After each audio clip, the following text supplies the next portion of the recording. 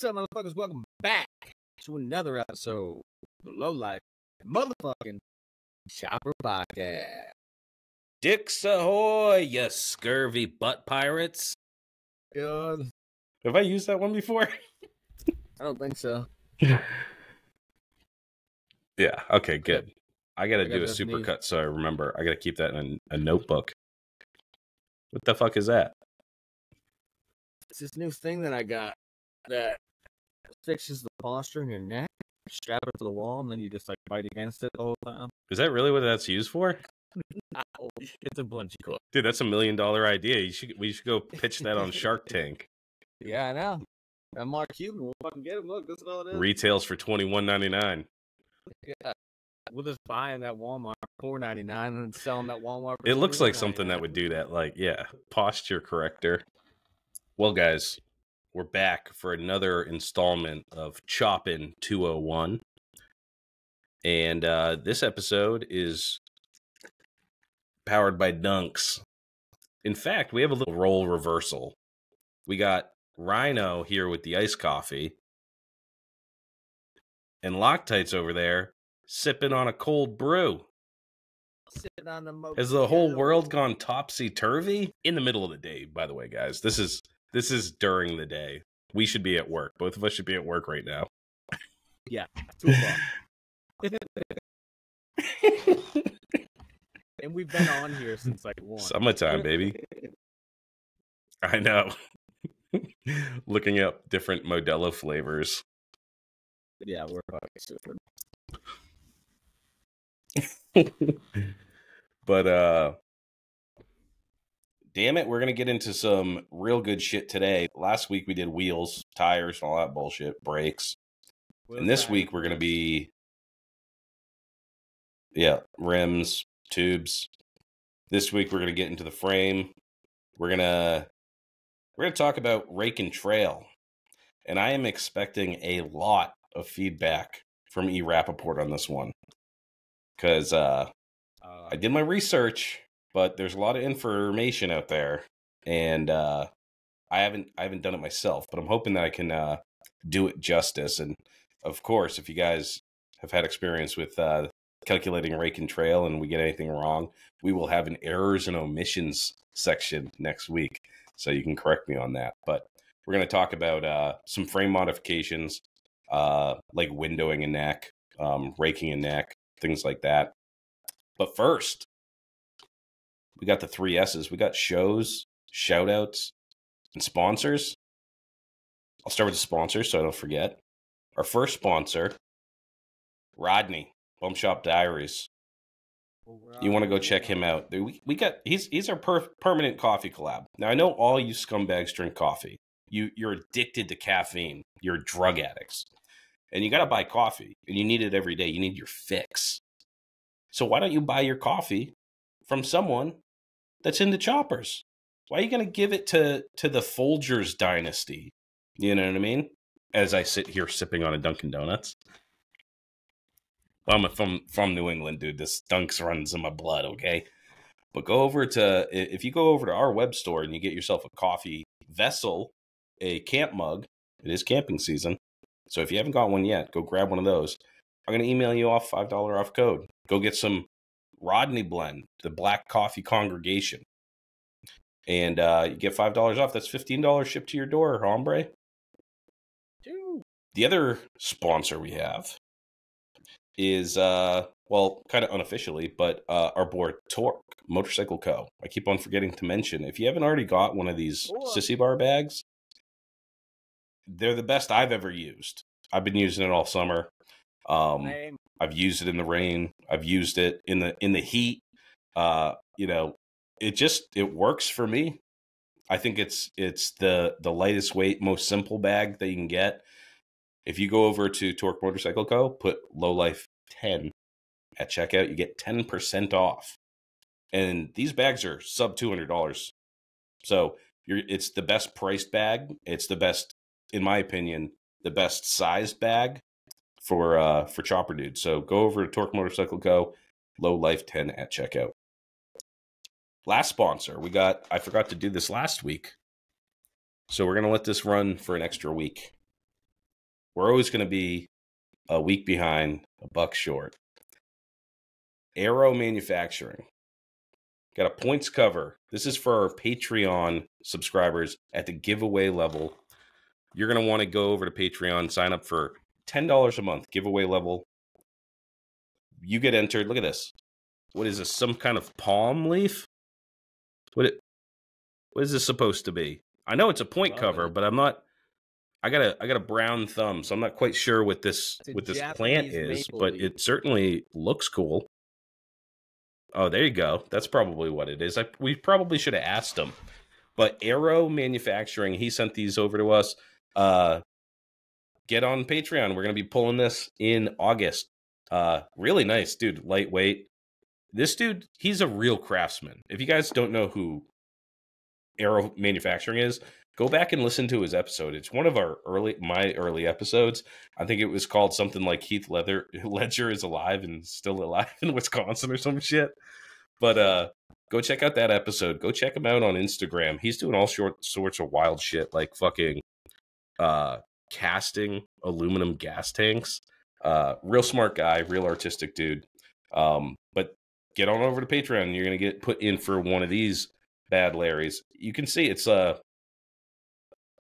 all the little imperfections and stuff that just make this thing beautiful, but not mass produced. This stuff is all made with love. All right, that's it for sponsors. We got shows. Next show coming up that you're not going to want to miss, that you absolutely can't miss. This is going to be the banger ass show this summer. It's going to be off the fucking chains. It's going to be off the fucking rails. The Deadbeat Retreat. You know, it's the flagship camp out for the Low Life Chopper podcast since day one. This show started. I think episode 2 was at that motherfucker. And we have been there every year since without fail. And we're going to be there again this year. We're going to be posted up. That's August 9th through the 11th at the Blackthorn Resort in Durham, New York. East Durham, New York. So get over to Deadbeat Customs. Go check out their events page. Buy yourself a ticket. Lock it in. They got like hotel rooms, little cabins. They got fucking camp spots. You can really camp wherever you want, by the way. You know, you buy the ticket. They're pretty much just like, go fucking nuts, do whatever you want. Last year we were camping in the lawn in front of the hotel. So yeah, definitely don't want to miss it. This is 10 years in this bitch. The 10th year. That's a huge milestone.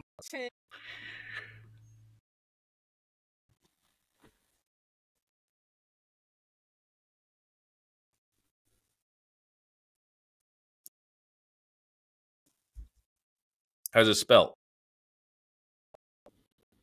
Rowan, yeah.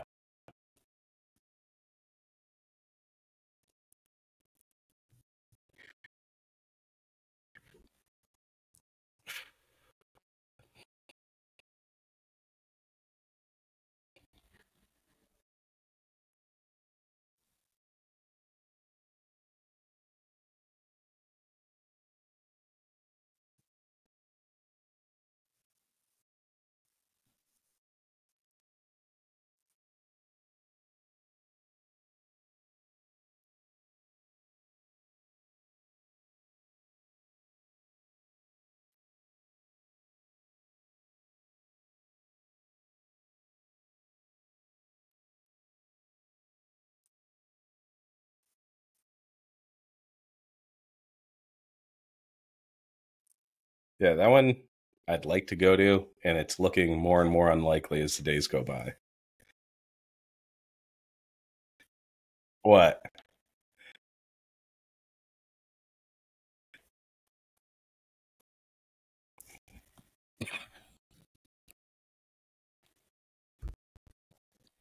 Dude, the timing is like the worst timing because like that Thursday when it starts, when I'd be leaving, it's like my wife starts her new job and my kids go back to school on the same Friday that I'm just gone. So I could just be like, best of luck to you, family. Or, you know. But I don't know.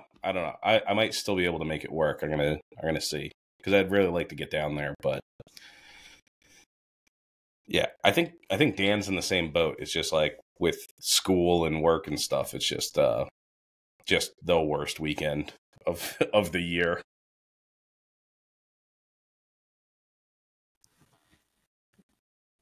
Yeah, well, my wife's also starting a new job on her first day. Call in sick your first day. Oh, that'd be a good look. Oh, dude. Yeah. Take a vacation day your first day. I know I'm supposed to start today, but can I get an advance on my paycheck? And just call in sick. Oh, dude, just no call, no show. But just send an email that says, "Can I get an advance?" If they can cash the check. You guys just cash me out, then I'm not going to the bank. Jesus Christ, dude. Shout outs. I'm gonna shout out our boy from down south, Bougie Billy. He was up north. Badass Billy. He was up north. He was in Boston, guy. My fucking And dude. we got to fucking chill with him over the weekend when we went over. We all met up over at Dan's house, and Dan won the most beautiful Springer I've ever seen in person. Very nice, right? Bone Orchard Cycles, dude. Dude, he just got invited to Born Free. The California one or the Texas one? I want to say, well, let me look. I think Dan shared it. I want to say it was the Texas one, but Yeah, I think they just announced that one. Now, you know what I mean? Yeah. Yeah, I know they just announced that because our boy Dusty, Shovel Pan 69, got invited to that as well.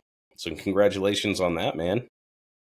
That's going to be Born Free Texas is going to be the heat, dude. Yeah. That's the new Born Free. That's actually way more doable than California, too. Shout out to Trad Dad, motherfucking Alex, the homie. Some of you guys probably met him at the Low Life Lowdown. He was slinging ink. But old boy just finished up his shovel build. Super fucking sick. Cannot wait to throw down some mob. Yeah, dude. Yeah, it came out real nice. I know he had quite the struggle with that fucking thing. And I think he changed his name. He's not Trad Dad. We all know him as Trad Dad for so long, but I think he changed it to Alex Ling Tattoos. If you guys want to go check him out. Yeah, I was supposed to get my tramp stamp from him at the lowdown, but got a little sidetracked. So I got to set that up at some point next time he's out. We got to link up. But yeah, dude, fucking, it was cool seeing Bougie Billy. He's got all sorts of shit going on, bike wise. Yeah, planned. He's a busy boy though. Motherfucker was working on the weekend too. I think it was Saturday. Yeah. Yeah, but yeah, that was a fun day. It was hotter than balls. And like I said, that Bone Orchard Springer is so fucking nice. I've never seen one so nice before. Definitely want to get him on the show. And Dan, dude, won it in a raffle. And but dude, like the chrome, the craftsmanship, the simplicity of it, it's really one of those springers that like you could keep that thing going for life. Has, you know, all the little Zerk fittings everywhere. If you lose a fucking bolt or something, you can go to the hardware store and replace it, you know. But really clean, really nice. And I didn't even like handling it. I didn't like get my grubby little fingers all over it. But congratulations to Dan. He just threw that bitch on what you call that thing, the scythe. Yeah. And then he had to change like a bunch of other shit. He painted a tank yesterday. He painted it in one day. It was like interfering. Like the new Springer was interfering with his tank. So he goes, fuck that tank. And he just grabs another thing and he just paints a new tank. Did you see the new paint job? It's sick, dude. I seen that he sent one, but I got a bunch of shit going on. So I didn't even open it. I found it. Yeah, dude, it came out sick. I trust that it came out there, though. He's a fucking beast. I think that's the third time he painted that tank, too. So, third time's a charm. He's finally perfected it. Yeah. And he uses blow pens. Which is crazy. He uses blow pens? Remember blow pens? Oh, just like... and it's just like... Yeah, Dan liked to keep it back into like the grassroots painting. Yeah, he doesn't use electricity. He doesn't have a compressor. He's a beast. He does it all by mouth. Yeah. Fuck. So that was fucking awesome, dude. Yeah, we got to get that list of the... When is Born Free Texas? It can't be this Anything year. on the West Coast is just like a creature. Yeah. I'd love to get out to Texas, though. That's an awesome... I love Texas. Such a great state. I definitely get out there. It's like half the way to California, you know, so a lot easier like logistically. California's neighbor. Texas is huge, though. So I don't know where it is in Texas. I mean, it's not bigger than New Hampshire. Brother, you could probably fit like 70 New Hampshires in Texas. Really? Dude, it's fucking massive. Like, if you've ever, like, I used to work out there a lot because we had an office out there in the Dallas area.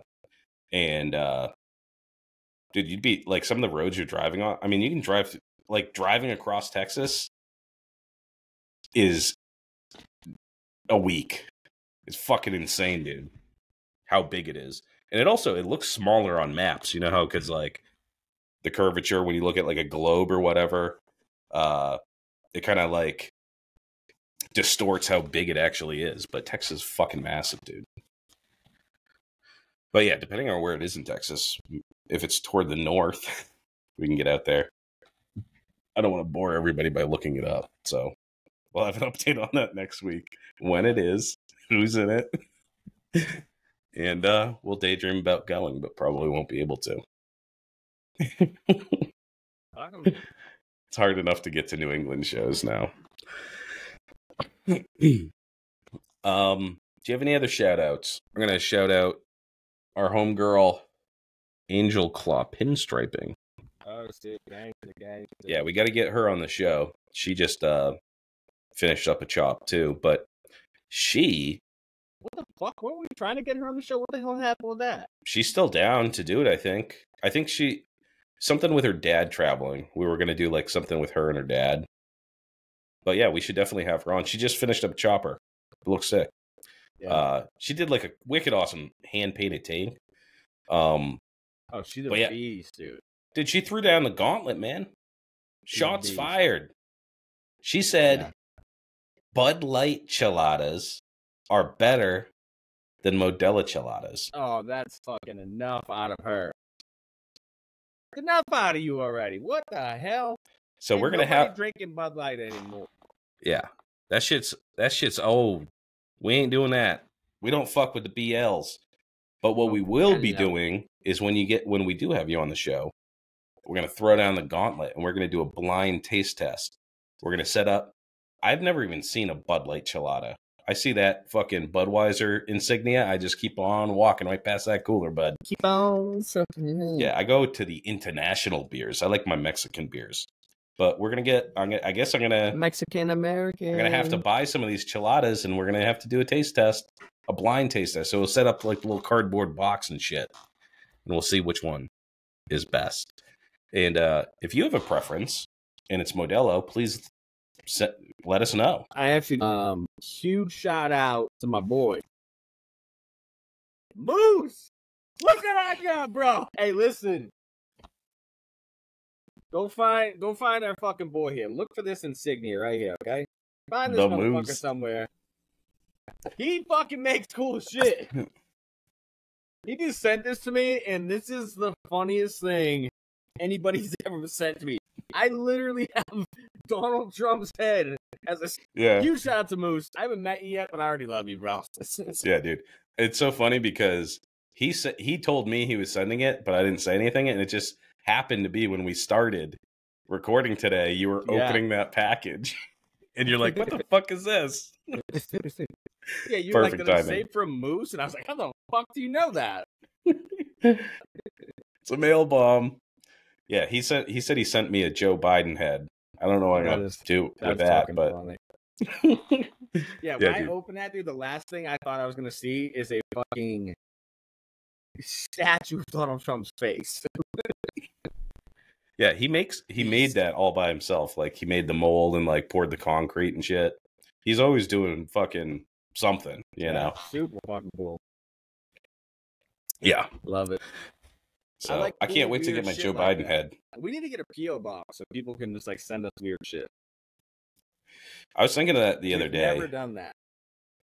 Yeah, I should set one up because I give out my personal address a lot, and I probably shouldn't do that. Yeah, I mean, I haven't had any problems so far, but you never know. There's some weirdos out there, especially our YouTube listeners. Just hope someone comes through. I got this fucking fantasy of like a lot of like 2A guys, like big gun guys. Yeah. I like hope someone breaks in. Yeah. So they can fucking get the click clack, you know what I mean? That's me. Not your boy. I want to shoot someone with my crossbow. And not to kill.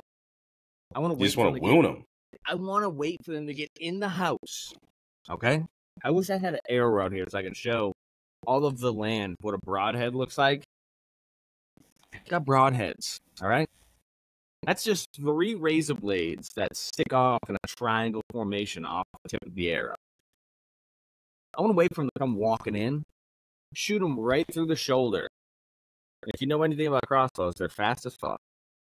And the broadheads I use are sharp as fuck. So it's going to crush right through all that bone, right through the clavicle. See you later. Bye, bruh.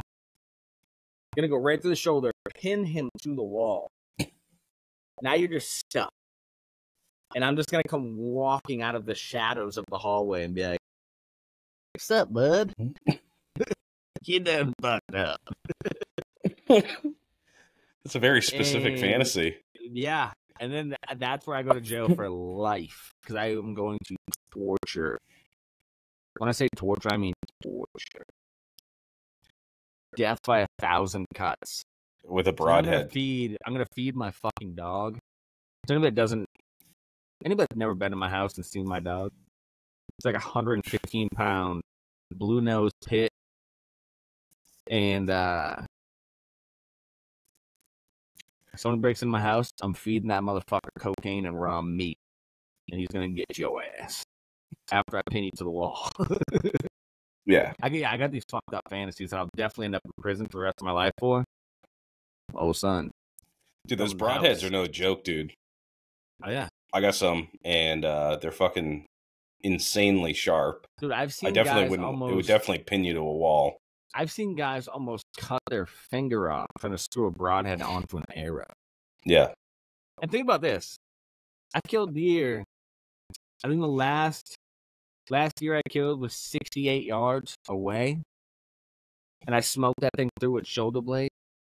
And that was with my bow. That wasn't even my crossbow. The crossbow's way faster. And it's a scope. Oh, yeah. I'll hit you at 100 yards. I'll even let you run before I get you. 100 yards with a crossbow? I bet, go ahead, run, boy. And I'll just keep yelling shit to you as you're running down the street. And then you're just going to hear. I need to get a crossbow. Those things look fun. Oh, they're fun. I have a traditional bow, and I'm not that great.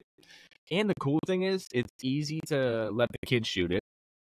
And yeah, it's not loud like a scary gun. You know what I mean? So you can get the kids in the woods hunting faster. They're pretty cool. Yeah, Anyways, we're here to fucking build choppers. We're not talking about our home invasion fantasies. Well, I guess we did, but mine is not. I don't want to torture anybody, but I'd just John Wick anybody that came in. You know, just be like. I may even try to fuck someone up with my 22 pellet gun, dude. That'll learn them. That thing's got some bodies on it now. Yeah, dude. Got a few notches in the stock. Yeah. Fucking took out 5 fox with that motherfucker this past week, dude. Yeah, it didn't even register when you were like, yeah, I hit it with my 22. And I was like, you have a 22? I didn't think you were allowed, but yeah. 22 pellet. A break air rifle. Yeah. Ka-chow. With a red dot. With a red dot. No fucking zoom, dude.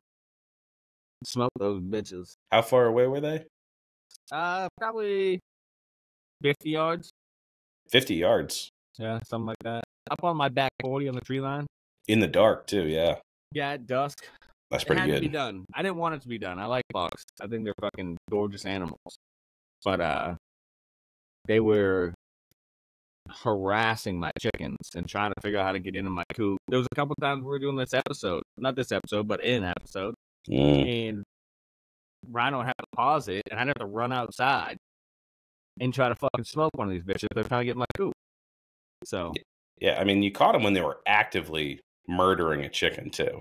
Yeah, they were smoked. There was 4 of them right in the backyard, just ripping one of my fucking neighbor's chickens to pieces. They were playing like tug of war with it. Yeah. I was like, nah, not today, bud. My son Dylan army crawled through our yard, through our neighbor's yard, and then up on top of his yard, there's like a big knoll that overlooks my yard. Army crawled all the way across, all the way up to the top of that knoll, got within 40 yards of a fox, and fucking smoked it right in the face. Yeah, that was one of the ones that were trying to get in the coop. How many foxes were there total? 5. There's 5 foxes. 5, and so here's another thing that never happens. First of all, they were all red fox. You never see red fox. It's always gray fox that you see running around New Hampshire. But then to see 5 red fox all together, they were definitely denned up. There was a couple, not babies, but smaller ones. But there was fucking 3 or 4 of them that were full-size fucking fox, dude. You never see that. They don't travel in packs, dude. They're not fucking coyotes. I don't think I've ever seen a gray fox. I've only seen red fox. Really? Are they gray? Gray foxes. Yeah, gray fox is way more common in New Hampshire than a red Never fox. seen one. They're a little bit smaller, and they're like grayish brown. But they're like gray, but like it fades to brown down the tail. They're smaller, a little bit more chubbier. But those are the ones you usually see. Those are the ones that like rip up chicken coop because they're small. They can get into small places and shit. But those red fox were just like relentless, dude, climbing on the chicken coop and shit. I'm like, what the fuck? Yeah. So I called game warden. He was like, yeah, you got to kill those things because once they find the chickens, they're never leaving until they're all dead. Yeah. So, and apparently trapping them and like relocating them is not an okay thing to do. He was like, don't even try to do that, and don't think I'm coming to do that. He's like, you're the 3rd call I've gotten today about foxes getting into chicken coops. Oh, shit. Yeah. So, anyways, listen, we're moving on up here, okay? Last week we talked about different tires you can run, the advantages, the disadvantages of the rims, different brake calipers you can run, different ways to bleed your brakes. This week, we're moving up, okay? We're going to talk about different foot peg options. We're going to talk about rake and trail. Rhino's going to talk about rake and trail. I don't know dick about rake and trail. We're going to talk about the struggles of windowing a neck and what are the easier ways to do it. What else do you want to get into? I think so. I look back. I don't think that in the first Choppin series we did hardtails, like specifically what you do. So we'll just touch on that real quick because there's not a whole lot to it. And if nothing else, just a good reminder to definitely hardtail your bike. So where do you want to start? We can start with hardtail. Okay. So yeah, we in that episode. So go back and check out, Choppin 101. I think it was Choppin 101 Part 3. We talked about selecting a hardtail and the different hardtail options that there are. Touched a little bit on it for purposes here, right? You have to select your hardtail, and this does tie into rake and trail because part of rake and trail is your wheelbase, right? And with hardtails, there's going to be stretch options, things like that. Drop and stretch, really. So I did, I won't get too deep into the hardtail part because I just wanted to touch on it now because it does. We're talking about frame geometry and handling and things like that when we get into rake and trail, so it's pertinent. So your hardtail that you select, my recommendation is to go to Oxford Coat Choppers and just let him deal with it. Just let him know what you want.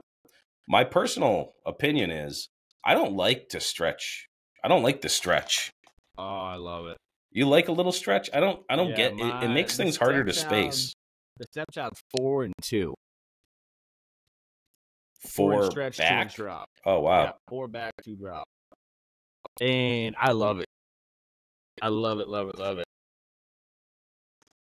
Yeah, I guess when I was doing my shovel head, I had a stretch. I think it was like 3 1/4 or 3 3/4 stretch. And I don't recommend that for a shovel head. I think shovel heads look best, especially like when you're mounting the rear fender with the oil tank, all that space in between. It looks better when it's all touching and you can mount it off one another, right? So like your horseshoe oil tank, if you have like a panhead style oil tank, you can mount it to the fender pretty easy. All you need is a bracket. Mine, since it's stretched, I had all this extra space, and even when I'm riding it, I have a short front end, and I look back, and my fucking bike got mad ass, dude. It goes way the fuck back. So for me, I like I wouldn't recommend a stretch on a shovel head. I think it looks best with everything touching. That negative space in the back there, it looks a little bit awkward, but that's personal preference. I don't know, like on a Sportster, it's a little bit different if you're not doing like I had a pill style and you could stretch it. Again, I don't know what the point of stretching the back is. What do you get out of that? I don't really know. At the time when I got it, the reason I wanted to stretch was all the other hardtails, the oil bag mounted in front of the seat post. And I didn't want that. I didn't like the look of it. And so I went with the David Bird, where you can stretch it, and then you can put the oil bag, the battery, everything right behind the seat. Behind it, yeah. So maybe it makes more sense with a Sportster frame. Yeah, I mean, maybe it's just an aesthetic thing too. I don't know. I really regretted getting a stretch on my shovel head because, like I said, with the fender and the oil tank, there's not a need for that extra space. I found myself like filling it with other things, like I had to put a tool roll in there and shit. So anyways, yeah, just as far as hardtails go, what I would recommend is when you're choosing which one to get, having someone build one and install it for you is the best option because they know, you can talk to them and be like, what about stretch and drop? Like what things, especially like talk to Chris. He's a bike builder, so he can help you through that. Like, what are you trying to achieve? When you're just like scrolling online, you're just like, oh, 4-inch stretch, 2-inch drop. Like, you don't necessarily know what that's going to mean for the geometry of a bike. But you can see tons of pictures of other similar bikes with hardtails put on, and then you can get an idea like, oh, that's what I want mine to look like, sort of thing. But in my opinion, you can't really go wrong with it. Just stock stretch. Dropping it is cool too, depending on what you're doing with the front end. Like if you want it sitting lower, if you're gonna have a low front end, or whatever. But for the actual install, if you're doing it yourself, you buy a kit is probably the most. If you're a first time builder, you're gonna buy a kit. You're probably not going to want to spend a hell of a lot of money, and you're probably going to weld it yourself or have your buddy weld it for you. So get one in the $400 range and have someone weld it, because we talked about this in another episode. How expensive having a welder do it for you can be if you buy the hardtail kit. So if you're first time, just get a kit that you like the look of, and you're since it's custom, fully custom back at rear end, right? You're going to be able to make modifications to it, where things mount and all that bullshit, right? But this part, if you get a kit like that, like from Lowbrow, from Throttle Addiction, or wherever you get who have the pre-made kits, or like V-Twin, they don't usually come. Some of them come with instructions, some of them don't. But when you take that rear tire off and you like just set it against that frame, these are mass-produced hardtail kits, so they fit what they say they're going to fit pretty much. There's only one way to put it in. So if they give you, like, I know, like when I did my TC Bros on my Ironhead, it did come with instructions, told you the exact measurement on the frame, where to cut, how to measure exactly where to cut. And again, go to Chop Cult, go online. There's tons of resources on, like, if it didn't come with instructions. Like, I know Road 6, the one that you had, didn't come with instructions, but we didn't really need them, right? You just put it. It only is going to line up. If you put it too far forward, those tubes don't line up anymore, right? So you can pretty much just eyeball it, but always just cut off less than you think you're going to need, and then grind it back. Then you're going to want, these kits, they all come with slugs. This is the other thing too, right? You don't need a jig. I don't think we had a jig for your shovel head, but we ended up taking it out. We didn't really need it. It doesn't have to be that accurate. Like I said, it only fits in one way with those slugs, and you can't really. There's not a ton of wiggle room, because those slugs are once they're in there, I mean, it aligns itself. So if you're banging on one end and the other one pops out, hey, this isn't the right cut, So try to make your measurements, pretty accurate. Instructions are beautiful, because then you don't have to think about it. If they give you the measurements, tell you where to cut, just cut that fucking thing. On a frame, the best thing to do is cut it with a Sawzall. If you have a cutoff disc,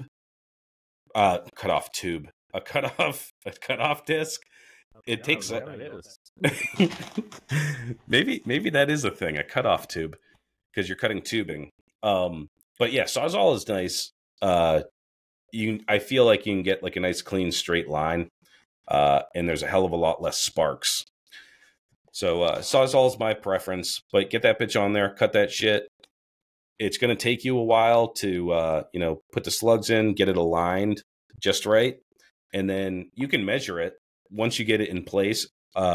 Just like roughly, there's ways to measure it. Basically, from different points on the hardtail, like the center cross tube, if it has one of those, you can measure it from the neck, measure both sides, and just make sure it's in the neighborhood. Like, it doesn't. You want to get it as dead nuts as possible, but it doesn't matter if it's a cunt hair off either way. The bike's not going to go into a tailspin, right? And then weld it up, right? But what you want to do is you want to chamfer each side.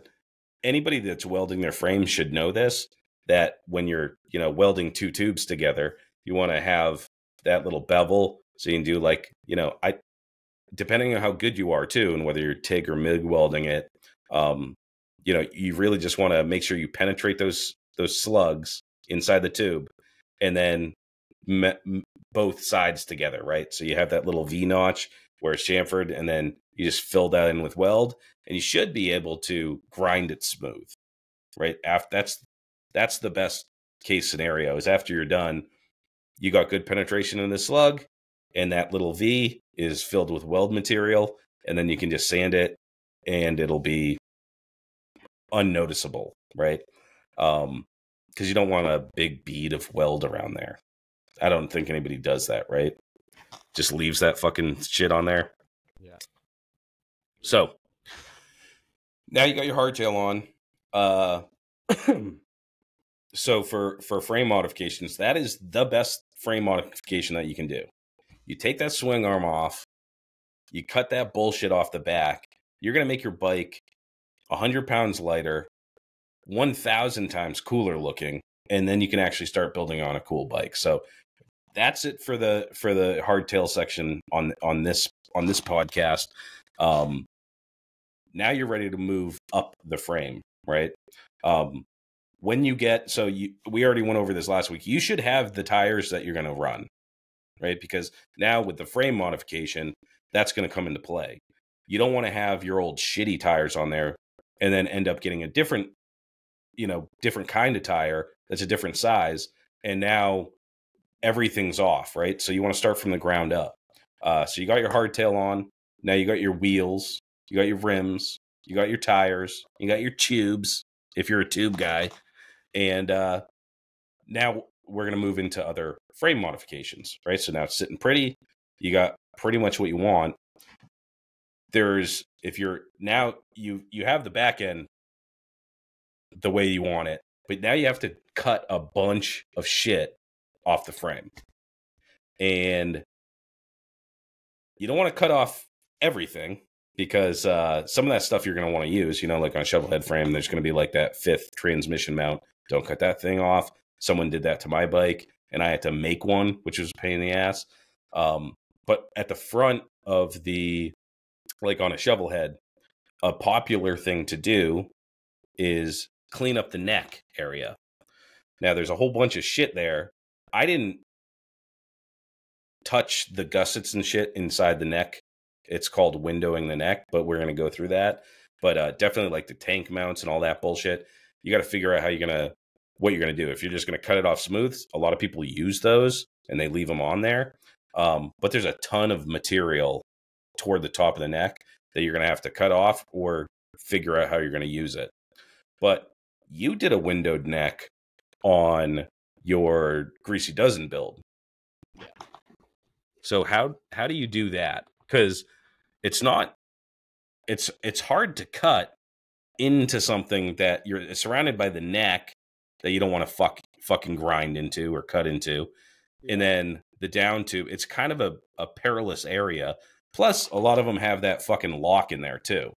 So where do you start windowing? So when I did mine, it's for anybody that doesn't know, it's kind of shaped like this. And the way that I do it, I drill a hole down here in the corner, just straight through. And then the best thing to do is get one of those tiny little pneumatic sawzalls. It's like a fucking 2-inch blade. And it's just pneumatic, put it up the air. And that thing is so easy to maneuver. I wish I had that when I did my neck. I did not. I used a regular sawzall. And it took forever. And it hacked it all off. So a pneumatic sawzall is it like, how big is the blade on it? Is it like a sawzall blade, like a triangle, or is it like it's like a jigsaw blade? A jigsaw blade. Yeah. They're fucking sick though. They work great. I went to the neck after the shovel for one of my buddies and used that and it worked fucking great. It worked so good. Does Harbor Freight have that? Yeah, is it just Harbor Freight, like $30? Is it just, what is it called? Like a pneumatic saw or some shit? Something like that. Yeah. I had a picture of it. Like, I actually told my wife to buy me one Father's Day. She didn't. I'll throw a picture of it up. Yeah, so that wasn't ideal. Yeah, those things fucking work great. They're pretty cheap. I want to say they were like $30 or something like that. So that's huge to have. Here it is. Oh, sick. Okay. So that's what you want. Yeah, they sound the Harbor Freight. The other thing is this right here. You want to have that because that once you cut that out, you cut it out with that tiny little fucking pneumatic. I don't even know what the fuck it's called. I don't know if it's Salvo or what. But then you can have like a little burr that goes all the way around. You can't cut too close. If you cut too close, it'll cut right into the neck. And if you do that, you're fucked. You need a new neck, bud. Yeah. You got to protect your neck. Your fucking time doing it. But having that, I call it a finger sander. I don't know what it's called. Dynafile. Yeah. So like the Dynafile style, you can get them right at Harbor Freight. It's electric and air. The electric one kind of sucks though. Don't go electric because I got like a cheap electric one and it just doesn't have enough power for metal. Maybe it would work for wood. All the time too. Yeah. And the one so Dynafile it's kind of like Band-Aid, right? That's like a name brand. And I don't know if they invented them or whatever, but it's called a belt sander, a pneumatic belt sander at Harbor Freight. And I think it's like under $20. And it comes with it comes with a bunch of the little sandpaper belts too. So you can just grab one of those, and they work fucking awesome. There you go, bud. Yeah, so when you got this is fucking key. Because you can get that all the way around that neck and just like get it all fucking cleaned up. Once you do that, you're golden. You can either leave the neck wide open like that. I see a lot of guys doing like a resin pour in there. That's like no shit. People are doing. Yeah, you can do a lot of cool shit. I seen somebody they windowed the neck, and then they had a little tiny dream catcher that just like floated in there. Dude. I think it was sick. That's fucking awesome, dude. Yeah, I think the window in the neck looks fucking dope. It just breaks out that front end a little bit. It looks cool as fuck. Yeah, I've seen it can get really messy, especially like a lot of dudes, like back in the day, they would Bondo that to make it smooth, right? Because it doesn't look that appealing, especially with back like in the day, that lock. Lead. Yeah, dude, they get fucking those dudes back in the day loved Bondo. They loved molding. Lead though, they wouldn't even use Bondo. They would lead everything. They put fucking lead in there. Yeah. How do you do that? Because lead's super soft. So you can pound the lead in, and it'll form in all those crevices. And that's how they would like. That's how you would like. What the fuck's it called? Like mold a frame back in the day.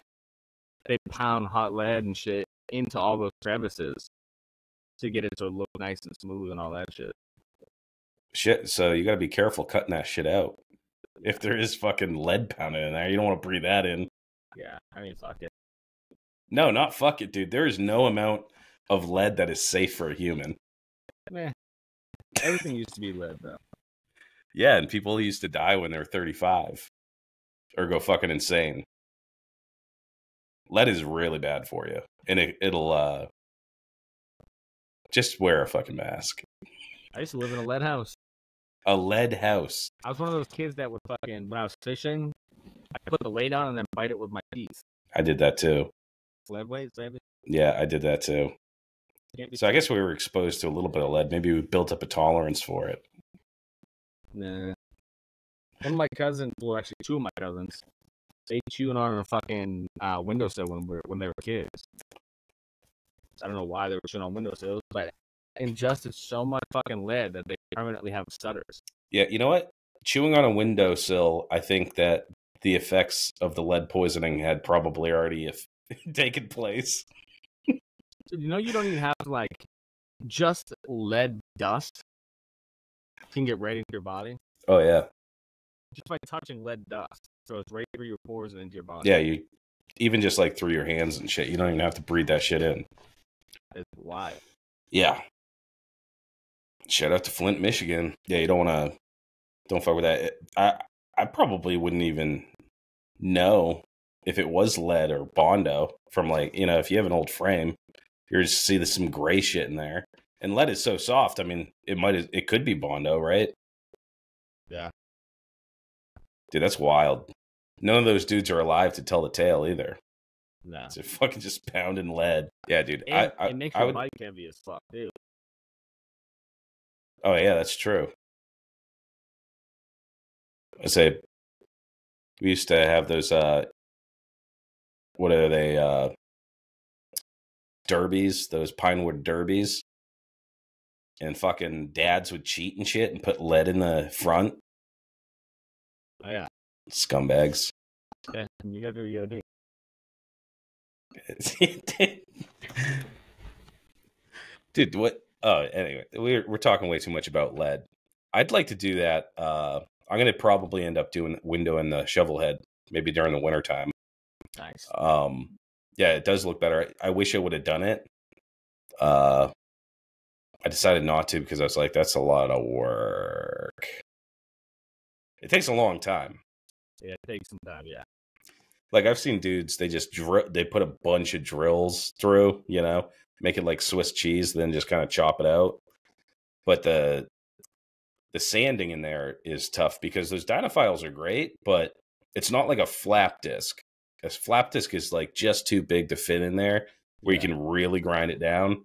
And those are all like major components, right? So, but some people, I mean, if you go on the forums, the old fucking dudes will tell you not to do it because it's going to like, it needs that gusset or whatever. But I think it's fine.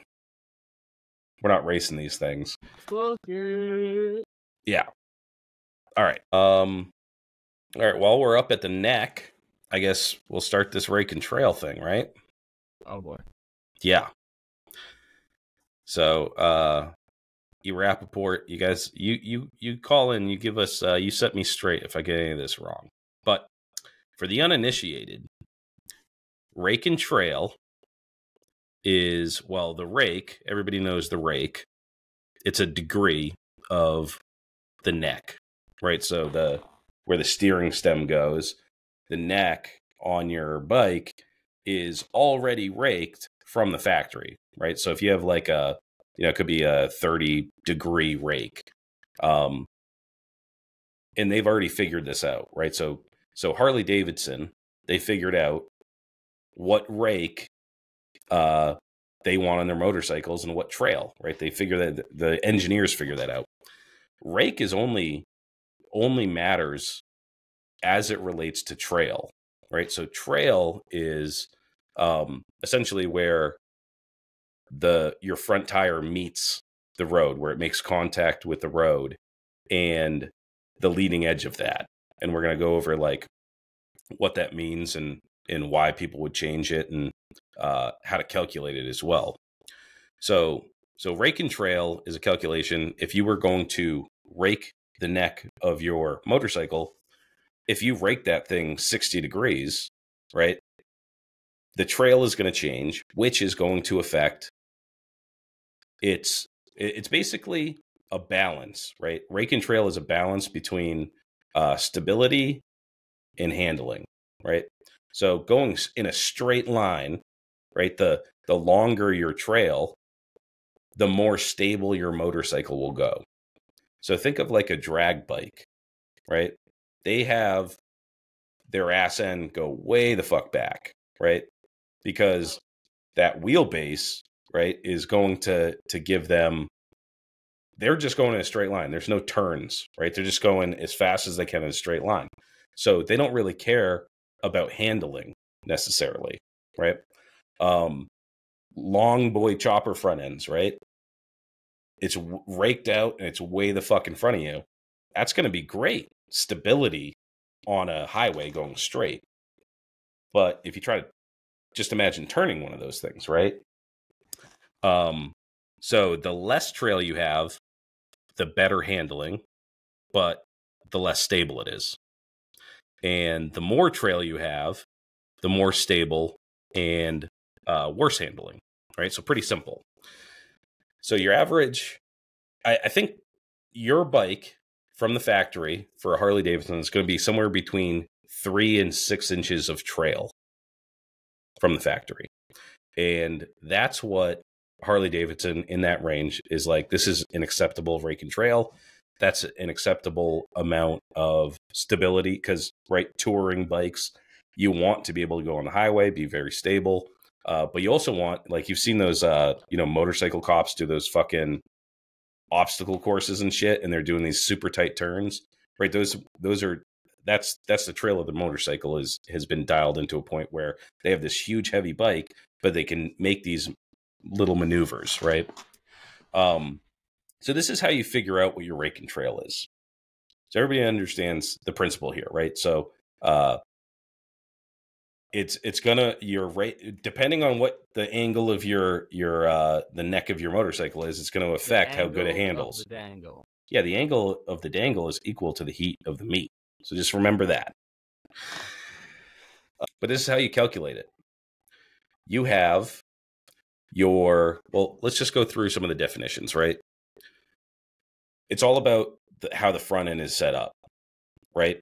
And there's some factors that affect rake and trail, right? Things like your wheelbase, speed, right? Those things are going to affect or exacerbate the differences that you make in your trail.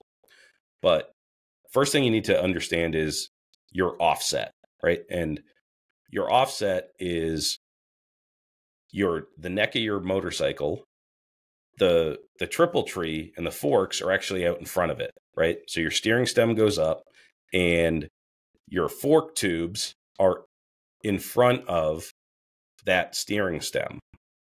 So how you get your offset number, and this is the stuff that you're going to need to do the calculation. So get the offset. You measure from the center of your fork tubes back to the center of the steering stem. And that's going to be like a couple inches, like 2.5, 3 inches or something like that, right? I think on a Sportster, it's like 2.4 or something like that. So middle of the fork tubes, back to the steering stem. Now the rake is the angle of the neck. You can get a really cheap angle finder, right? I got one, I think it was like $10 or something like that. And it's just an analog box with a little dial in it. And you can put it up against your neck and it just will point to a degree. Too. Yeah, the magnetic ones are nice.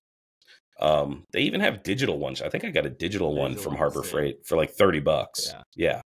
So pretty short money on angle finders, and you're going to need it. There's also some analog ones, and it kind of looks like a speed square, but it has an arm that moves independently, and that'll also tell you the angle. So there's all sorts of options out there, but you're going to need some device to find the angle. And here's the other thing. If you're starting from stock, you can get spec sheets on your bike that'll tell you this information. Like they'll tell you what the rake is for like a V-rod or whatever the fuck gay shit you have. So your fork length is going to matter, right? And this is big, especially in the chopper community, because that's one of the first and most important things people do is they get longer forks, right? So the fork length is measured between the top of the fork tubes to the center of the axle, right? So when you're taking these measurements, pretty much everything is going to be to that axle because that's the center point, right? That's the balance point. That's where the steering is actually happening on the wheel, right? So from the top of the fork tubes to the center of the axle, measure that. That's going to be your fork length. So you get 6 over tubes, right? That's going to it's moving the axle away from the stem, right? So that's going to affect rake and trail. Not to as much of a degree as maybe raking it, right? And then the other thing you're going to need is the diameter of the front tire. So to clarify on this point, the diameter of your tire includes the rubber. So if you have a 21, you have a 21-inch rim, but you might have, so let's say you have a 21-inch rim, the diameter of the tire is going to be like 27 inches, right? Or 27 point something inches, because there's going to be 3 inches of rubber on each side, or 3.5 inches of rubber on each side, right? So you get that full measurement. I think my wheel, I measured it was like 27.5 or something like that. Because you're measuring from the contact point of the tire to the center of that, to the axle. All right, so those are the things that you're going to need to calculate. And just honorable mention, most people don't do this, but triple tree has rake too. You can get cups that rake the triple trees. Very small amounts, like increments. I think it's like 3, 5, 7 degrees, something like that. But most people will have 0 in the triple tree rake. So the way that you measure this too, right? If you want to get let's find our rake and trail. Practically, how do you do this? Like, what tools are you using to actually figure out what it is, right? So you want to find what your rake and trail is on what you are running before you make changes, because then you can anticipate what the change is going to be, right? So if you just pick an arbitrary number, like for the rake out of your head, like, what does that really mean to the trail, right? A lot of people just care about really what it looks like, maybe, you know, but you can find a good balance between rake and trail and still have an extended front end, right? If you do the calculations right. Sometimes you just can't, right? It's stability versus handling. The longer that front end is going to be, the shorter that trail is going to be, and or the longer the trail is going to be, and it's not going to handle as well. It can't. It's impossible. It's just geometry, right? So at your starting point, figure out what you have, and then figure out what front end I'm going to use. How much do I want to extend it? So how much rake do I need, right? So before you can do that, a lot of people, you take off, you do your measurements on your front end while you still have it on, just so you know your starting point. And the way that you do this is you can take a square, right? Just like a metal square, and you put that on the ground. And let's start off here. It has to be level. All right. If you're taking any measurements for this, you can't be in your dirt driveway, right? Or even on a shitty concrete floor. So make sure that the surface that you're measuring this on is level, like a lift. Or if you don't have the engine in, you can take a level and just put it on the bottom of the frame rails, and you can see when it's level. Measure both sides and just make sure everything's level that you're working with. And make sure you have the tires that you're going to use on and all that stuff, right? Make sure your wheelbase, you got the right hardtail, because again, swing arms are going to affect rake and trail, right? Because that's another thing that's moving on the bike. But if you have it all hardtailed, you have the rims and tires you're going to be using. Now you take your square and you can just line it up with the center of the axle nut, and then the bottom part's going to be on your level surface, right? Now you take your angle finder and you can put it up against that square and then rock it back and find the diagonal line up through the stem, right? Up through the neck. And you can figure out what that's going to be. It's probably going to be around 30 something degrees at stock. Now you can figure out the degree. Now you have your degree rake. Okay. And this is how you calculate the trail is you draw another line. So just think you can actually have a physical line. So you guys know what a plumb bob is? It's just like a heavy weight that hangs from a string. That could be your actual line, right? So it doesn't have to be an imaginary line. And if you look this stuff up, they always have a bike, like a profile of a bike, and then they have one line on the ground. That's where you're making contact. One line is going straight up. That's going to be through your axle, right? Or that could be an actual plumb bob hanging from your garage ceiling to show you exactly up and down what that is. And then the trail is the distance, right? So your diagonal line that comes down from your from the neck of your motorcycle comes down to the contact point on the ground. It's going to land ahead of where the tire is touching. So dead nut center from the axle straight down to the ground. That is your next line. You draw that and you measure where the diagonal line ahead lands and that vertical line that goes straight up and down. There's going to be a distance there. And that's going to be, on a typical motorcycle, I think it's, what did I say? It's like between 3 and 6 inches. And that's your trail. Now, if you go outside of, that's like, depending on what kind of bike it is, right? And again, just the greater the distance, right? The less handling you're going to have, right? So if that comes out to over 6 inches, right, it's going to decrease the amount of handling that you have. But it's also like within that, because you can derake a bike too, right? You're not always going forward, right? Like Indian Larry, he derake bikes to make them handle better. You know what I mean? He's in fucking New York City and shit. So you can reduce that. So the difference between 3 and 6 inches in trail does make a difference. And the difference between 6 and 9 inches of trail makes a huge difference too. So again, at that point, you're just balancing out what you want to do. Stability versus handling. Now,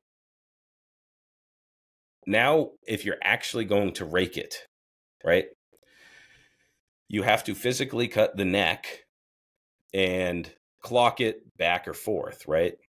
So this is going to be super easy if you windowed it, right? Because you already cut that fucking gusset out. Now you're fucking there. Now you just got to cut that bottom shit out. But you have to cut a relief cut too, right? So you cut the bottom so you can pivot the neck back, right, to increase the rake. So let's say you want to go from to 40 degrees rake, right? So you're going to add, you just want to clock it back 7 degrees. You have 33 to start. You want to get it to 40. You cut the bottom and then you pivot it back. You have to cut a relief cut in the top, right? So you just take a notch out and you can measure that notch by cutting, you cut straight down and then whatever degree back. So let's say you're cutting out, you want to rake it 7 degrees, have a 7-degree notch, cut that out. So when you pull it back, it's going to go back 7 degrees, right?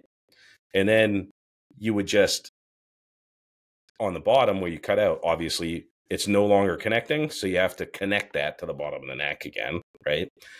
So fill it with, extend that or put a gusset in there or however you want to do it. And then on the top side, you just have to weld that relief cut back in. Now, to do this appropriately, you should have a jig and you should have lasers and all sorts of shit. But you could also just muscle it with like a lead pipe. You could just stick that bitch in there and then crank it back. But you got to if you twist that neck either way, if you tweak it either way, it's going to affect your handling in a bad way, right? Because that thing from the factory is dead straight. And if you tweak it while you're pulling it back, because you put a little bit, a couple extra ooga doogas on that shit, you can warp it, right? You can have it kick out either way. But depending on how your neck is constructed, right? If you cut that relief cut out, you cut it down at the bottom, it should be pretty straight. You should be able to see, because that where you cut out the relief, those two pieces should join like perfectly, right? So there's, again, if you're a garage builder, you're probably just going to cut the relief cut and then crank it back by hand.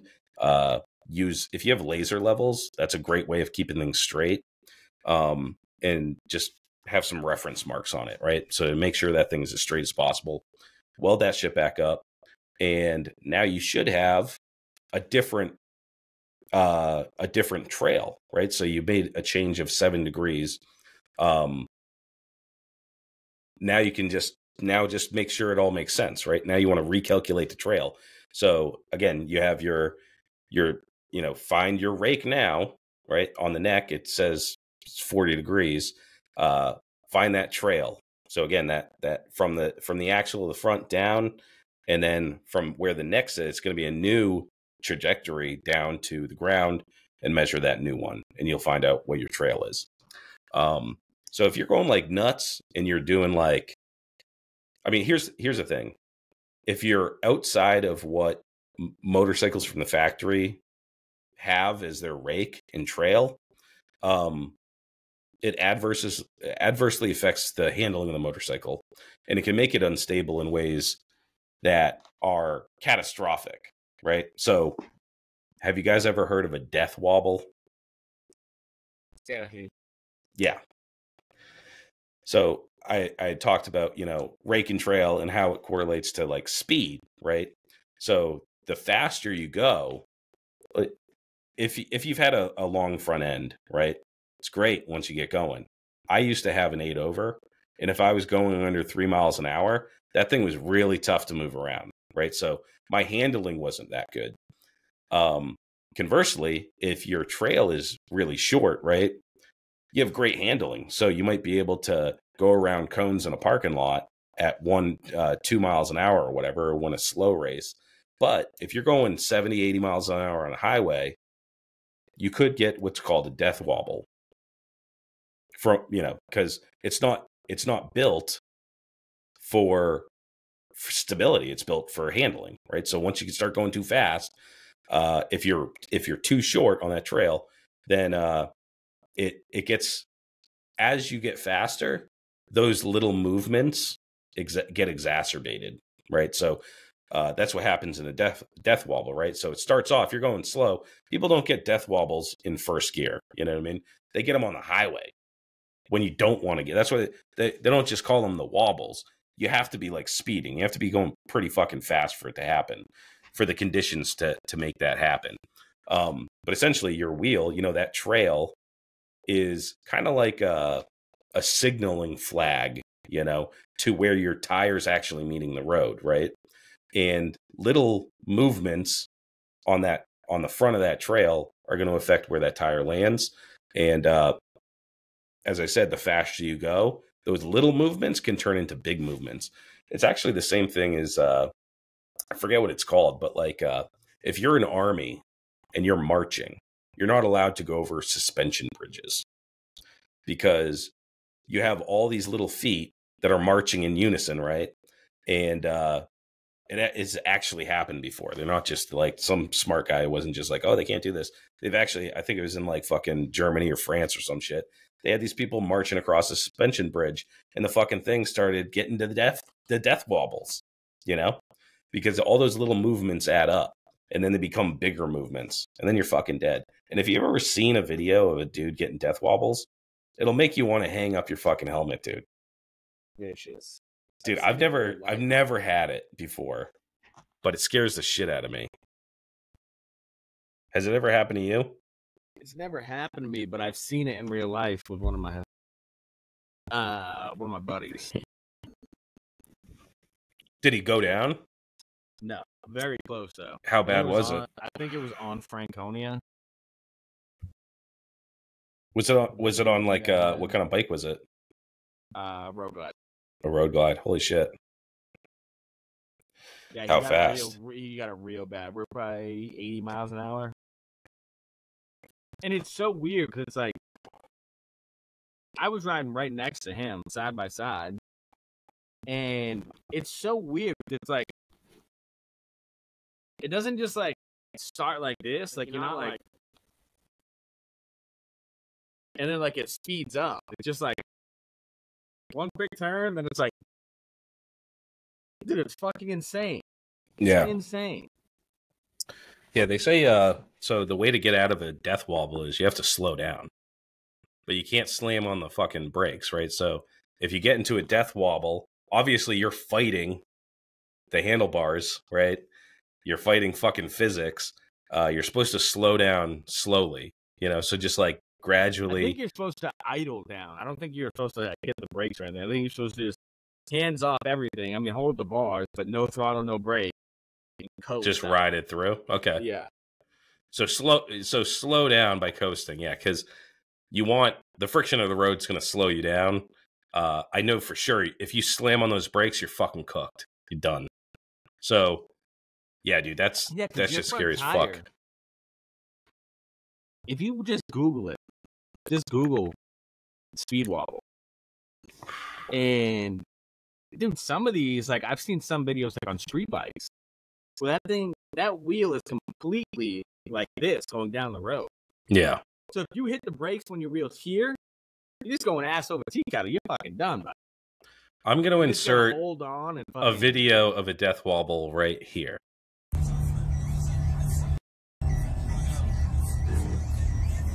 Dude. So yeah, if you get caught in a death wobble, just, I guess, hold on for dear life and try to coast it out. And then after you're done, you can clean up your, clean your pants off and shit, hose them off. Because, yeah, it's going to happen when you're going 80 miles an hour in Franconia Notch. At the exact wrong time. But that's what can happen if you're just like, oh, fuck it. If you're on a chopper, dude, and you have a super long front end, and you're going straight, I mean, you should be pretty good. It's pretty stable, right? It's built for going straight, but you might have to make those like Austin Powers, like fucking 50-point turns when you're trying to get around. I know some dudes, they say they they can turn pretty well with those long front ends. But it's definitely not good, right? Like, I mean, they can do it. It's doable, but it's not like great handling, you know? So yeah, that's rake and trail. We'll do a quick calculation here, right? Just so I can, so we understand, just a recap. So you're not going to be doing the math on this yourself unless you went to school, you're a math magician or something. I was looking at the actual like way to calculate this, and my math skills ain't all that. So you can just simply Google, rake trail calculator, and they do all that shit for you. So measure your front tire, pop it into the calculator. Measure your rake, pop it into the calculator. Your clamp offset. So front tire on a sport, let's just do a Sportster, right? So you have a 21 front. It's going to be 27.6 inches for your front tire. Your rake for a Sportster is going to be in the neighborhood of like 30, so like 29.6. Triple clamp offset is going to be 2.4 inches. Fork length, depending on which model you have, is around 30, 32. We'll just say 32. And then 0 triple tree rake. Pop that into the calculator, calculate trail, and you get 5.08 inches. So now you're within.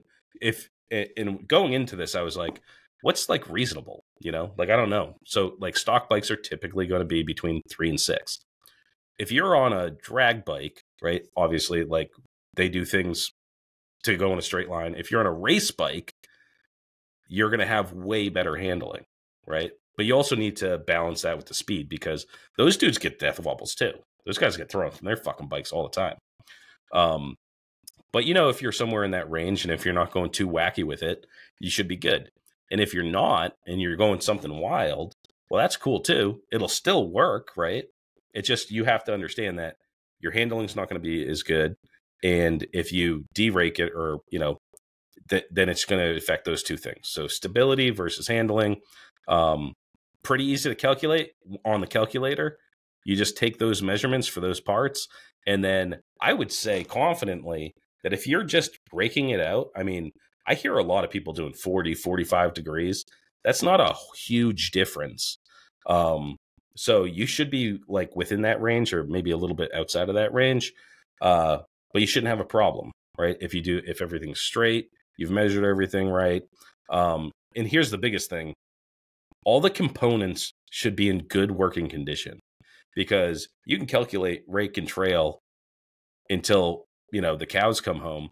But if your steering stem is junk, or your bushings are fucked, then it doesn't matter. And that's actually the number one reason people get into that death wobble, by the way, is they have these bikes, they're going 80 on the highway, and their fucking bearings in their neck bearings are smoked. You know what I mean? So make sure that, like, when you're doing all this, swap everything out with new components, like bearings, especially, dude, wheel bearings, neck bearings. Just do that for Rye Guy here. Do that for me, so I know you're safe. Because I've known way too many people whose fucking rear tire locks up because they were too cheap to get new bearings, dude. Bearings are short money. Go to All Balls. That's where I get all my bearings. They're super cheap, dude. I'm talking like $15. And pack them shits full of grease, and then you don't have to worry about it. Yeah. It's actually fun to pack bearings full of grease. I actually enjoy that quite a bit. I use the high temp stuff on the wheels, the red shit, the red grease. Actually, I use that I use those for the neck bearings too. I know there's not like a lot of heat going in there, but it's has a nice smell to it. I just fucking I just do that Tui on those things.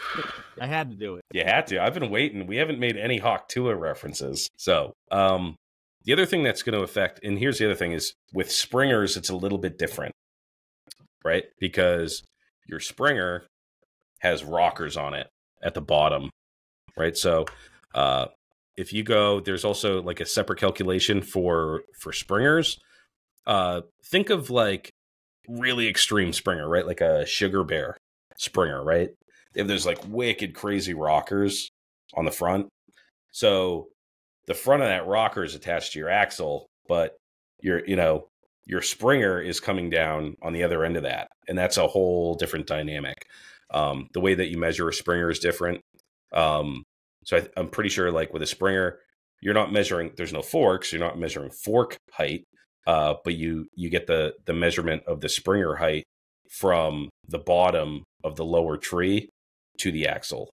And then your offset is going to be the rocker placement. So you're either you could have a 4-inch rocker. Sugar Bear has like fucking 13-inch rockers or something crazy. And you can do, you can get a calculation on that too, but you just have to adjust it, because there's a different offset. But again, it's wheel position, axle height. And also I think with the Springer, part of the offset too is the thickness of the lower tree.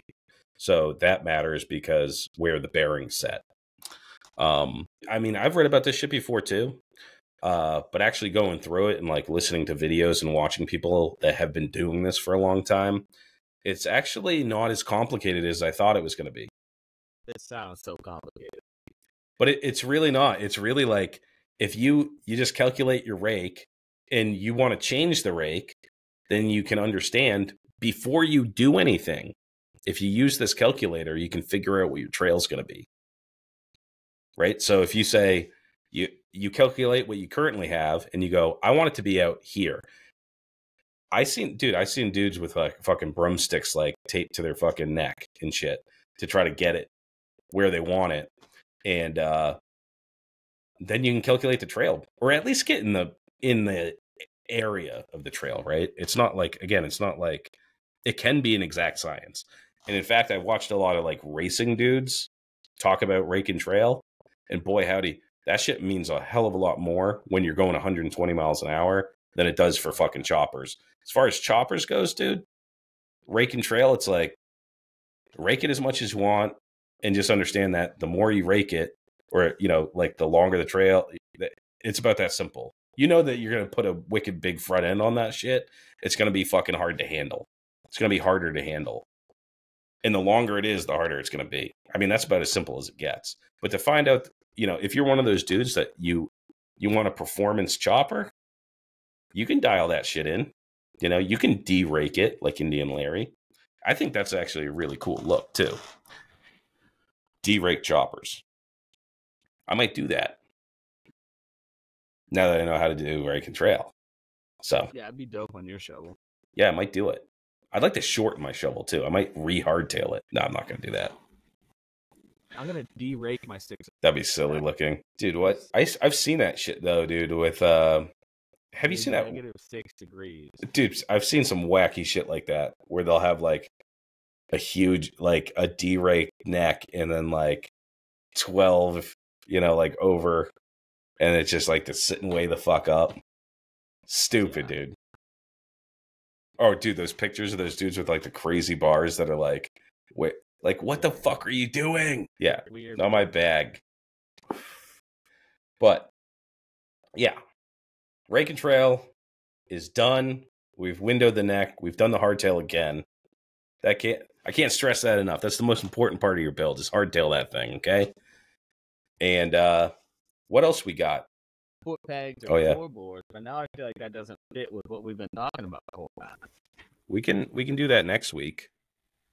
Yeah, let's do that next week. That way we kind of like stay on topic. Yeah. This week we kind of did all the frame shit. Yeah. Yeah. So now you guys got your wheels, you got your tires, you got your fucking frame hardtailed and raked. So this thing's going to be a beast. So next week, yeah, we'll get into all the peripheral shit, like everything else that you're going to have to put on that bike and how to make it work. So what we'll do next week, we'll talk about, that way you guys have something to look forward to. We'll talk about pegs versus floorboards. Factory passenger peg mounts or clamp-on mounts. 2 different types of welders you can buy, whether you take or make. Making your own mounts and where you can buy steel. Because like me, I have no idea. I don't know where to buy steel. Everything that I've ever built has been with scrap steel that I found. Like all my buddies, like Grease and Rhino and all these guys, they'll buy steel, and then they'll just have chunks of shit that they cut off laying on the floor, and like I gotta throw that away, and I'm like, I'll take it. That's the shit I like to use. I'm pretty stingy with my stainless scraps. Yeah. So we'll get into all that shit, and we'll see what happens after that episode. That's what you can look forward to for next week. And then we're going to have a couple special guests throughout this 201 Chopper building. We haven't talked to any of them yet. But I'm just going to put them on blast now. Fuck it. One person I would like to get on, and me and Ryan were talking, doesn't have to be a full episode. Get them in for 30 minutes just to give them like the little tidbits. But one I think that would be huge, which probably would have been good for this episode. But we can plug it in really anywhere, is Oxford Choppers. This guy does everything fabrication in his shop. And does it full time. Builds hardtails from scratch. If you've never built a hardtail from scratch, it's not easy. I've seen motherfuckers try it. It's not easy. Another guy we could talk to about fabrication is Jerry. There we go. One section I really want to get into that we've never really talked about on this podcast ever is building a performance motor. You see a lot more guys now trying to build performance choppers. I still don't get the craze about it. I think I'm just like past that stage in my life. But would like to get Kenny's House of Horsepower. Get him on and like have him give some tips of like the different levels of building your motor. If you're doing it yourself without having to do all the crazy machine work and this and that. What are the small little like bolt-on type shit? Yeah, like new cam. Right, what that gives you, and like what you can expect out of it. Just some guests like that. I'm hoping we can get Badfish Customs on. He hasn't been on in forever. But if there's one guy that I know that can wire literally anything, it's that man. He is a fucking beast when it comes to wiring. And I know that's probably one of the most things that I get hit up on my page is, hey, I'm getting to the wiring part of it.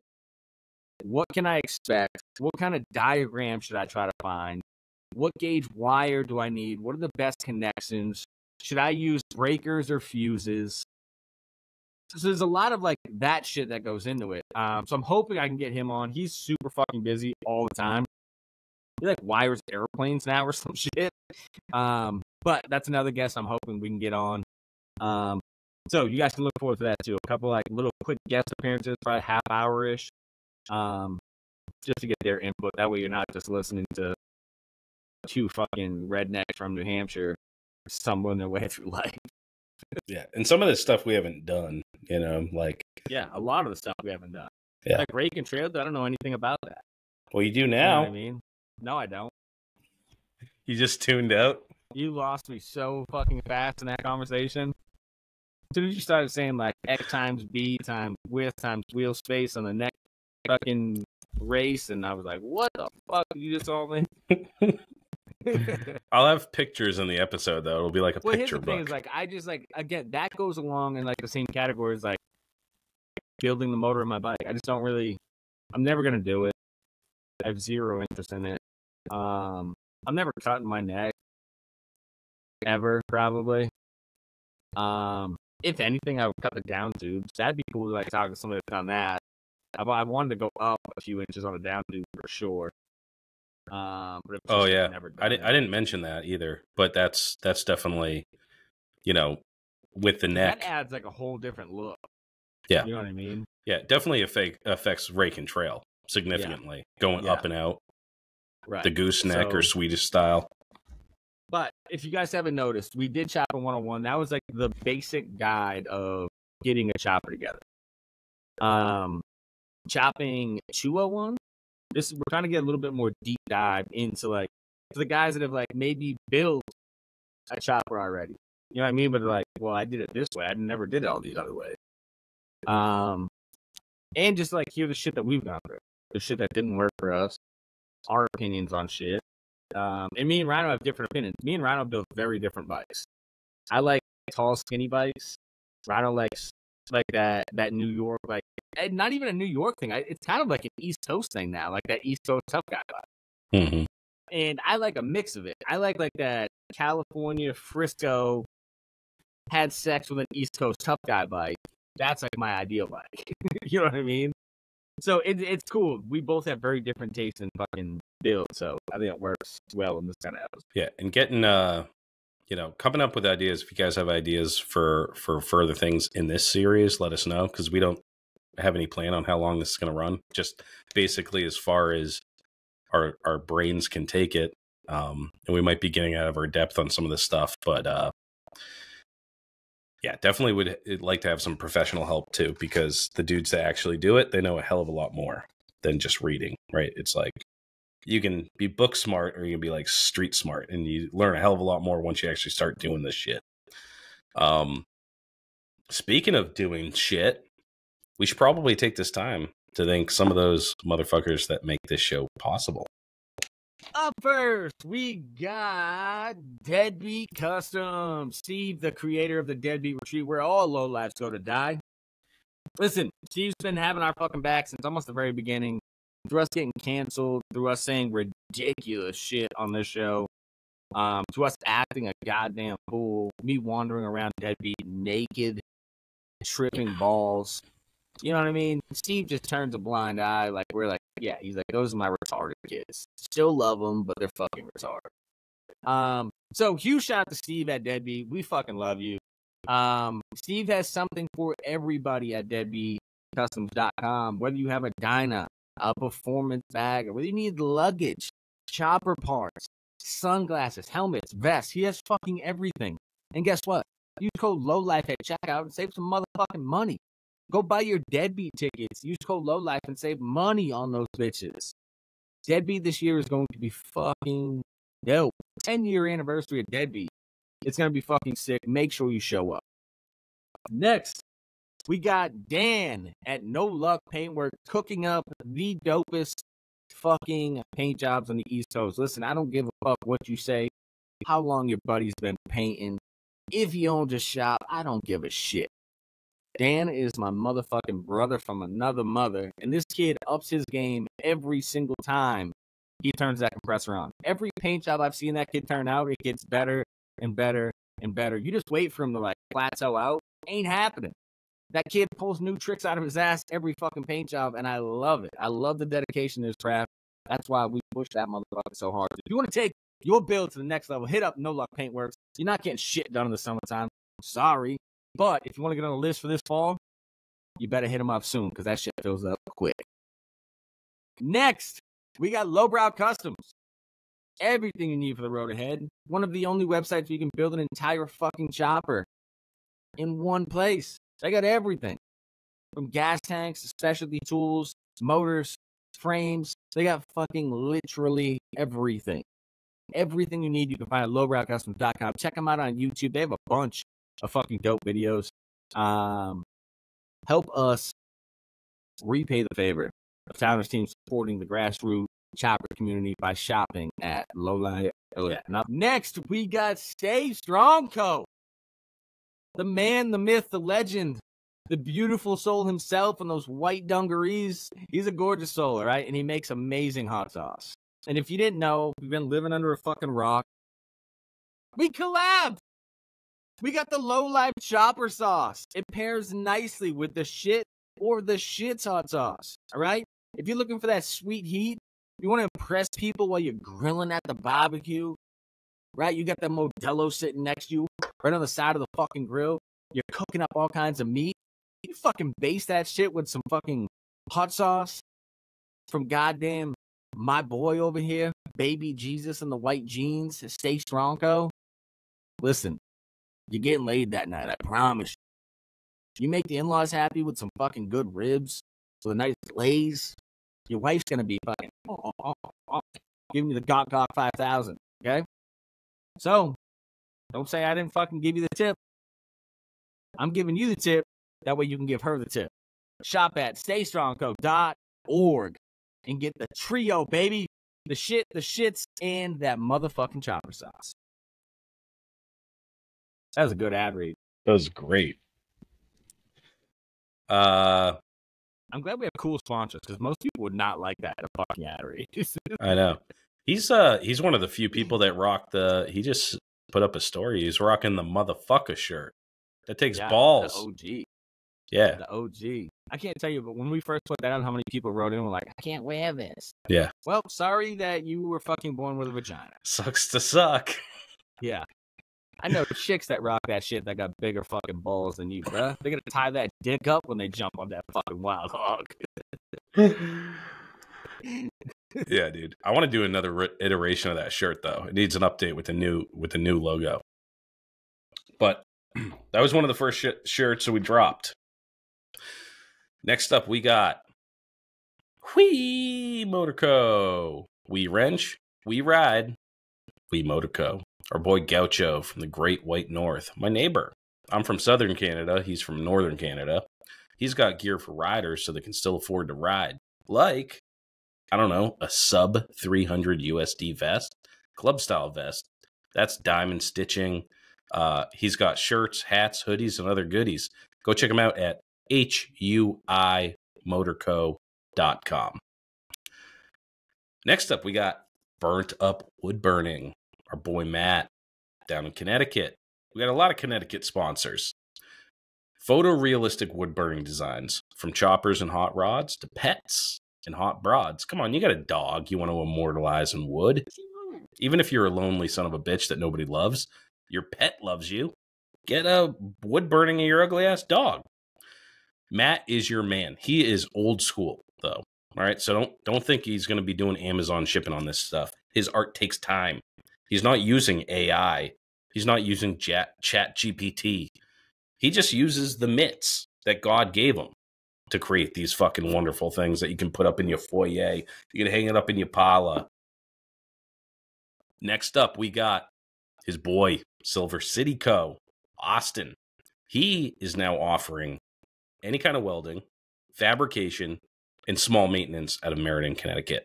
This boy knows how to do it all. He'll cut your fucking the roof off your Bronco, make it a convertible. I don't know if he actually would do that, but he's pretty crazy, dude.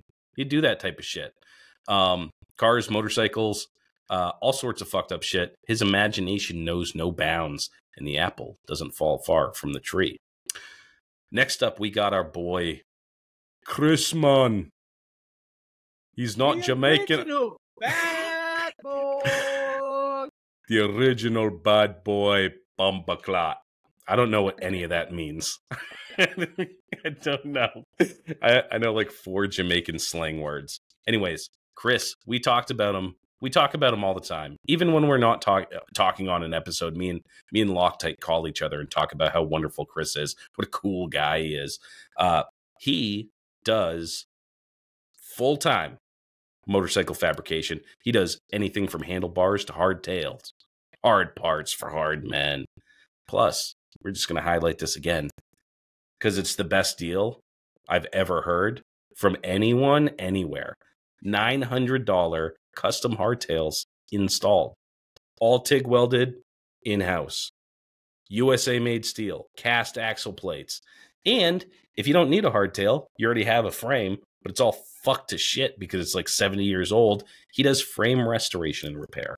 And he can do anything. So hit up Chris at Oxford Co. Choppers, the original bad boy. Last but not least, we got Loctite's motherfucking chop shop.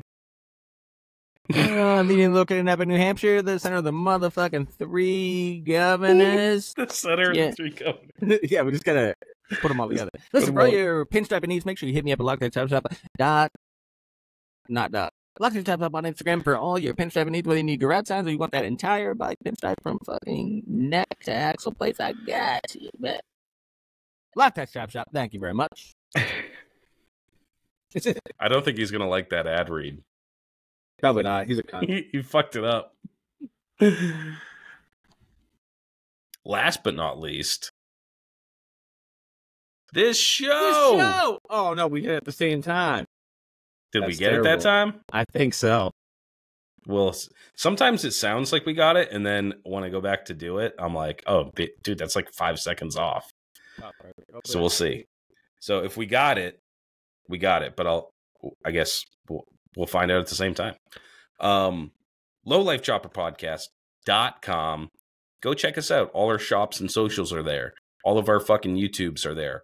All of our not all of our archive. We're still working through that. But we will have all our audio archive there. Go check us out. Go buy something at our shop to support us. Go buy us a slice. That link's up in live on there too. Support this show. Go sign up for the Patreon. Give us a share. Give us a follow. Give us a review. Anything helps. We really want to expand our community here. There's not enough low lives. I know you fucking guys know more low lives. Our boy Moose, he's a low life now. He didn't know I was doing a podcast. Now he's enthusiastic.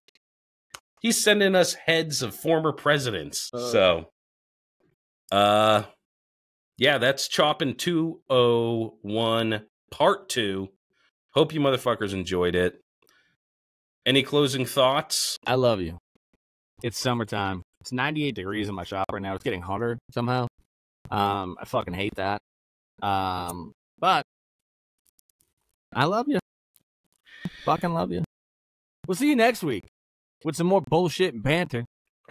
Tune in to the Low Life Chopper Podcast every Friday at whatever time you wake the fuck up. Bye.